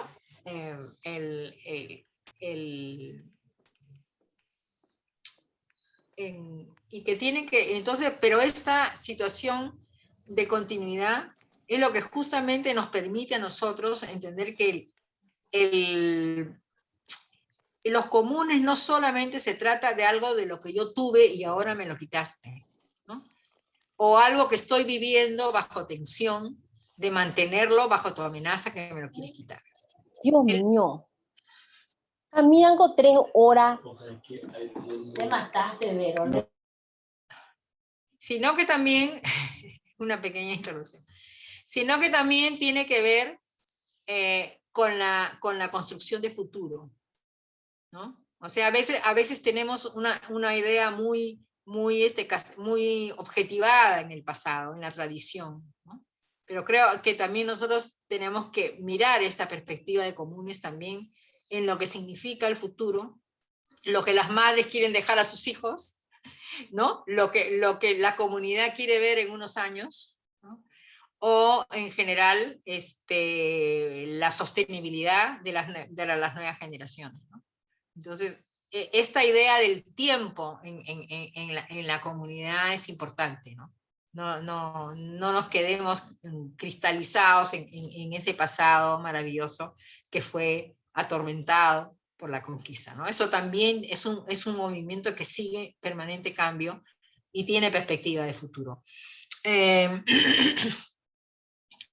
Bueno, hay una trama de la dimensión, los comunes tienen aparte de lo histórico, tienen una dimensión económica, que es la valoración de estos comunes, ¿no?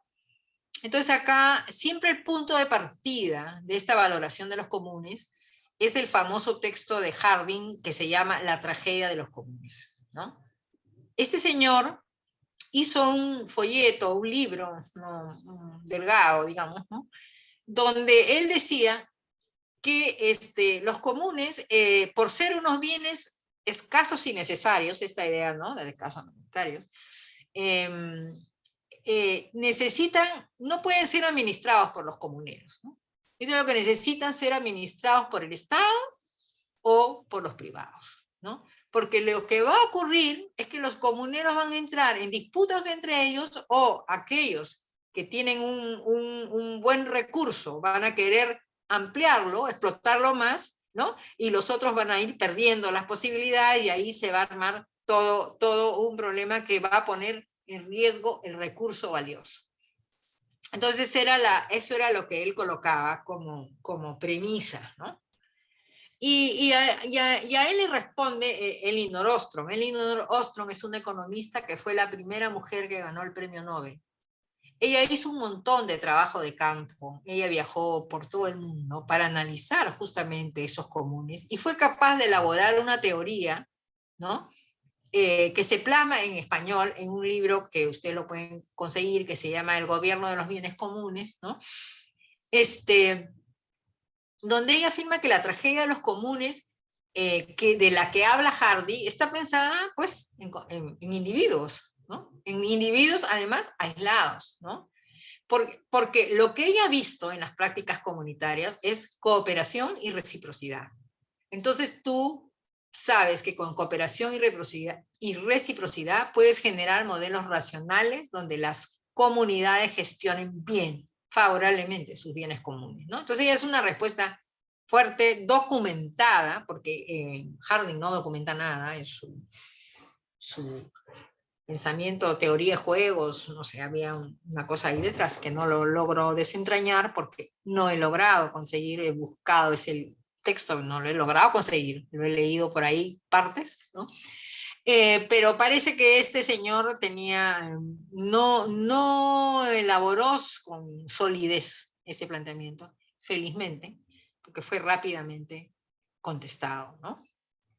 Y también hay que decir que para las mujeres indígenas que viven en comunidad, ¿no?, esta comunidad es el centro de su vida, por lo tanto no solamente tienen una valoración económica, ¿no? No solamente, mejor dicho, son capaces de poder gestionar estos recursos con sostenibilidad, ¿no? Y además le agrega algo, porque como la visión de comunes está emparentada con esta visión de dependencia que se tiene de la tierra, de la naturaleza, todo está al alcance de todos, ¿no? No son bienes que pueden ser rápidamente enmurados, cercados, ¿no? Y en el caso de nuestra región, hay que agregar todo el asunto de la reprimarización de las economías, ¿no? O sea, nosotros en nuestra visión de desarrollo, de vida en común, ¿no? De perspectivas en un futuro, ¿no? Hay una pérdida de este desarrollismo que en algún momento se planteó la industrialización por sustitución de importaciones, toda la escuela de CEPAL que les hablé cuando veíamos el cuadro, ¿no? Entonces, y el rol de China propicia realmente este modelo primario exportador, ¿no? No es que China lo hace para fastidiar a los países, China lo hace porque necesita sus propios recursos en su propio proyecto de país y su propia hegemonía internacional, ¿no? Entonces, y se ha convertido la región latinoamericana en la mayor exportadora de naturaleza, ¿no? Entonces ya las cosas antroproducidas, como se dice, ya han sobrepasado la naturaleza. En un contexto así, la región latinoamericana se ha puesto la tarea de seguir exportando naturaleza, ¿no? Y le ha agregado y trabajo precarizado. O sea, la naturaleza y trabajo precarizado es lo que nosotros enviamos a través de las piedras, o las plantas que se dan en los países industrializados y que tienen que ver muchas veces con lo que hace posible las innovaciones científico-tecnológicas en estos países, por supuesto, no en los nuestros, ¿no? Y que produce las cosas que se ven ahora, ¿no? Una producción ilimitada de los objetos de consumo, muchos de ellos con obsolescencia programada, ¿no? Y perpetuando esta división internacional del trabajo con un costo ambiental grande, ¿no? Y acá era un poco un cuadro que no he encontrado la fuente, lamentablemente, pero sale de una exposición que muestra un poco la exportación de naturaleza que estamos dando. Mira cómo ha ido incrementándose en los últimos años, ¿no? Desde 1940, digamos, hasta el 2016 es simplemente un incremento tremendo, ¿no? Para señalar el nivel en que la región se encuentra. Y si seguimos así, vamos a perder toda la Amazonía, ¿no? Que ya nos va quedando poco. Y acá hay una ruptura, pues, de este paradigma desarrollo-prosperidad, ¿no? En realidad, lo que nos va mostrando en todo este tiempo el desarrollo, no solo de políticas neoliberales, es el desarrollo del productivismo, ¿no? De esta perspectiva de extraer, ¿no? Va generando cada vez más desazón frente a la posibilidad de una prosperidad. Y que al mismo tiempo viene una crisis fuerte como la del COVID y lo trae todo abajo. Y ahí es donde les hablaba de la zona de sacrificio. Acá es cómo pasamos de los polos de desarrollo, en la época del optimismo del desarrollo, a zonas de sacrificio, ¿no? Dicho sea de paso, zonas de sacrificio fue un término desarrollado por las mujeres chilenas, ¿no? Ya, esto lo van a tener ustedes. Esta es una imagen, por ejemplo, de La Oroya, que es la quinta ciudad más contaminada. Fue la quinta ciudad más contaminada del mundo, o la segunda. Ahora ya no está paralizada. Pero bueno, es una imagen de lo que es una fundición, ¿no? En las altas sierras del Perú, ¿no? Yo he trabajado algún tiempo ahí y sí, es impresionante, ¿no? Esta situación. Y claro, la otra trama que rodea a los comunes es también, además de su historia, ¿no? Desde nuestras historias coloniales, de surgimiento del capitalismo, además de la valoración social y económica de los bienes comunes, ¿no? que implica, tenemos también los actores políticos. ¿Cómo se ha dado esta relación con los actores políticos, ¿no? Y acá es importante colocar el poder corporativo, que es el principal actor, ¿no? El Estado, que ya más o menos fuimos explicando cómo cumplía esos tres roles, ¿no? Y los movimientos sociales y comunitarios indígenas, que son los que claramente están defendiendo estos territorios. Ahora también se les llama los defensores ambientales, ¿no? A ver, quiero prender un poco la luz acá. Ya, no sé si está ahí. Ya, ahora sí. Estaba en tinieblas. Entonces, y agregar un poco en esto, hay un texto que escribí sobre estos temas, ¿no? Acá hay una perspectiva de cómo nuestra mirada feminista nos hace mirar, valga la redundancia, los lugares donde se exacerba la lógica patriarcal, ¿no? Y cómo en estos espacios extractivistas encontramos esa exacerbación, ¿no? Porque quizá indagando por varias razones. Primero, porque son espacios de masculinidad en el trabajo y en la vida, ¿no? Hay poco espacio para el trabajo femenino, ¿no? Y en realidades muy diferentes. Por ejemplo, no los tenemos desde los lugares de relaciones públicas, en donde se quiere, las empresas quieren poner a las mujeres para limpiar su imagen, ¿no? Hasta la realidad de las payaqueras, las payaris, ¿no? Las mujeres que recogen de los residuos de los minerales, recogen para buscar algún residuo de mineral que se haya quedado ahí, ¿no? Ese trabajo que se dio mucho en la minería del siglo pasado, pero que ahora está cada vez más localizado y en algunos países se sigue manteniendo, ¿no? En los espacios legales, ilegales pero permitidos, por ejemplo en la minería de oro o en la tala de madera, ¿no? Ahí hay una afirmación de que la masculinidad, afirmo que la masculinidad se exacerba violenta, ¿no? Y quizá tratando de explicar esto, porque hay una temporalidad sin visión de futuro, hay una precariedad en la vida y el trabajo, sabes que en cualquier momento eso que estás haciendo no va a poder seguir, no hay ninguna, es ilegal abiertamente, ¿no? El desregulamiento normativo, no hay normas, las normas las haces a la fuerza, las formas de confinamiento, ¿no? Los lugares ¿no? en que están, y toda esta generación de los circuitos de trata y explotación sexual de los cuerpos de las mujeres y de los trabajos de los niños en esclavos, ¿no? O sea, hay como una cosa que es, como diría, ¿qué es lo más anticomún que puedes encontrar? ¿No? Es estos espacios. Y entonces, y diríamos que en el otro lado, en el lado de las empresas modernas y formales, esto puede ser mejor.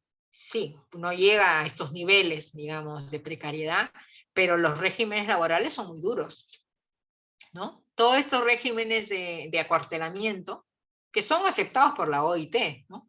Pero son regímenes duros, porque hay una distinción drástica entre el trabajo y la familia, la vida familiar, y tú tienes este acuartelamiento del trabajador de 20 por 10, o sea, van haciendo un cálculo de las horas, que lo que lleva es a que el trabajador esté 12 o más horas al día trabajando para poder juntar las horas para el descanso, ¿no? Y cuando llega ahí se toma un día entero para llegar a su pueblo, y cuando llega hay mucha disputa familiar, ¿no? Mucha disputa familiar. Hay un problema de que cuánta plata trajiste, que hay una... va generando muchas relaciones de desconfianza. Entonces tampoco es un régimen interesante, ¿no? Y también la mirada feminista que nosotros tenemos al arraigo, ¿no? Al arraigo que es pertenencia y no propiedad que tienen las mujeres de las comunidades indígenas, ¿no? Entonces, este es un arraigo, como dices, su palabra son las raíces, ¿no? Las raíces del sostenimiento de la vida, ¿no? Entonces acá estamos hablando del lugar donde está tu historia, el lugar donde están tus afectos, ¿no? Tu producción, ¿no? En fin, ¿no? Y es esa visión que insistimos en que también es un futuro compartido, ¿no? Hay que asegurar el territorio y los bienes comunes para las próximas generaciones también. Y despojo de sus medios y su entorno natural, que es una amenaza a la sostenibilidad de sus vidas, es defendida sin concesiones, ¿no? Está claro por los estudios que las mujeres no venden sus tierras ni aceptan fácilmente compensaciones. También no venden sus tierras porque ellas no tienen la titularidad de la tierra, pero son ellas las que aconsejan no vender permanentemente, ¿no? Entonces los hombres son los que negocian, y los que negocian su tierra con las mineras o cualquier otro concesionario que hay, ¿no?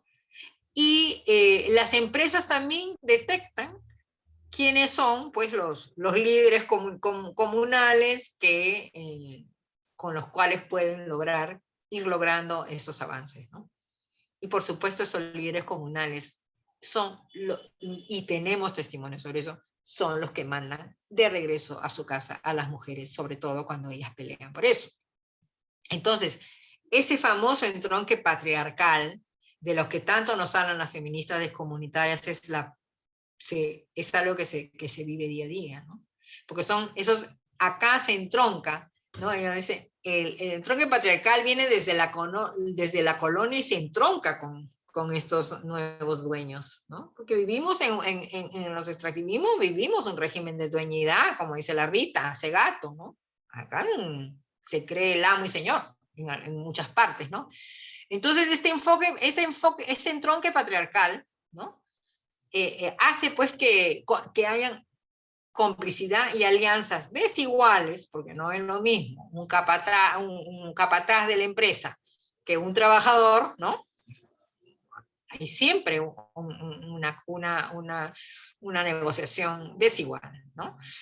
Pero que se juntan en la dominación para callar a las mujeres.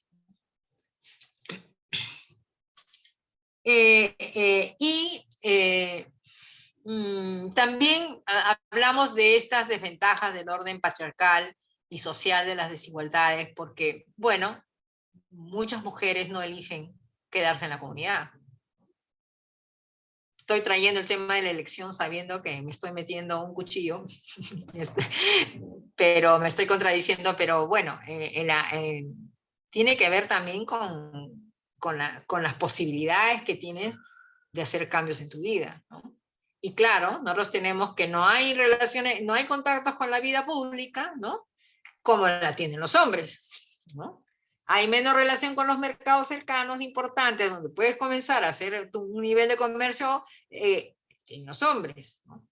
Como no puedes acreditar tus posiciones, la tienen los hombres, ¿no? No puedes ni siquiera caminar seguro, y eso también tengo varios testimonios, para hacer trámites, ¿no? Hacer gestiones. O sea, tampoco tienes eso, ¿no? Tampoco tienes posibilidades de trabajo, también dicho sea de paso, ¿no? Entonces, ahí hay un conjunto de elementos que están también cruzando la vida de las mujeres en los territorios, ¿no? Y eso podría llevar a una desromantización, y es bueno que se lleve una desromantización de la comunidad, en particular de esa comunidad como lugar cerrado, donde muchas veces hay intereses exclusivos que separan a los unos con otras. Es una frase de Silvia también. Entonces, sí, Silvia Rivera, ella también es muy fuerte en señalar siempre que en la dinámica comunitaria la libertad es indispensable, ¿no? La libertad individual es indispensable. que es lo que nosotros estamos, es no ser absorbidos por un todo, ¿no? Que al final tampoco te da espacio para ti, ¿no? Entonces hay como discusiones que se entrelazan en esta perspectiva de la comunidad, cuando se habla de comunes. Por eso estamos hablando nosotros, sobre todo como feministas, de una comunidad que tiene que ver con una relación de cooperación y responsabilidad compartida entre todos los seres vivos. Es muy importante esta palabra de responsabilidad, porque una de las críticas que se hacen a la perspectiva comunitaria es que se ve solo como derecho y no como responsabilidad, ¿no? Entonces hay que marcar, o sea, siempre va a haber como un reclamo, ¿no? Como un reclamo a la defensa, a la participación en la vida comunal siempre, pero no hay la misma responsabilidad compartida, ¿no? Esto es, habría que verlo, pero está planteado así, ¿no? Y para terminar, acá hay como un esfuerzo para entender un poco qué sentido tiene esto para la economía feminista, ¿no? Sobre todo de esta parte del mundo, de esta parte latinoamericana, ¿no? Entonces, acá, por ejemplo, lo que estamos planteando es que desde la economía feminista nos interesa resaltar esas relaciones de cooperación e interdependencia que forman parte del cuidado colectivo y los bienes comunes. Eso creo que queda un poco claro después de haber analizado todos estos elementos en la clase, ¿no?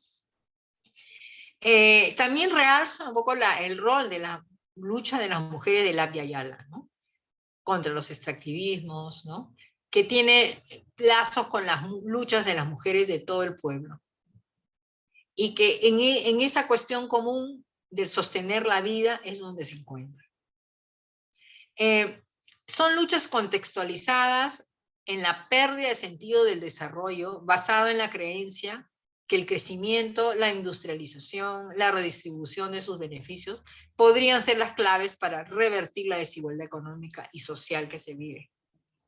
Creo que eso también, cuando cuestionamos esta perspectiva de prosperidad y mostramos cómo de los polos de desarrollo se pasa a zonas de sacrificio, creo que nos vamos dando cuenta que el desarrollo ha perdido mucho de su capacidad explicativa, pero sigue siendo todavía en muchas partes una aspiración, ¿no?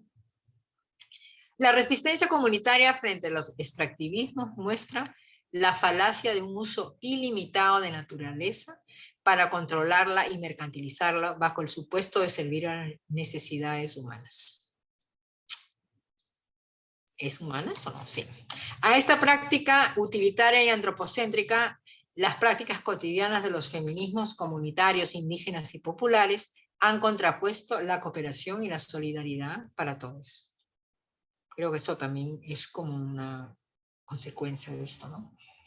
Y estas prácticas de resistencia y reconstrucción del tejido comunitario son, junto con la práctica del cuidado colectivo, un aporte sustantivo de los feminismos, del Abya Yala y en general de todos los feminismos a la sostenibilidad y regeneración de la vida, centrales en nuestra visión feminista de la economía. Eso es, acá terminamos. Disculpen lo largo que ha podido ser, pero no pude hacer una síntesis más rápida de juntar estas clases. Gracias. Gracias, Pat. No sé si me escucha. Creo que todo el mundo ha quedado muy, muy agradecida, muy interesada por la clase de hoy. Creen que los temas son muy provechosos y felicitan tu capacidad de condensación de temas tan complejos. Así que lo que les estoy prometiendo a las alumnas es brillante, que dice Pati, así que es mejor al lado. Voy a anotar las preguntas y las vemos en la próxima clase, ¿te parece? Me parece. Les Comenzamos. agradezco mucho.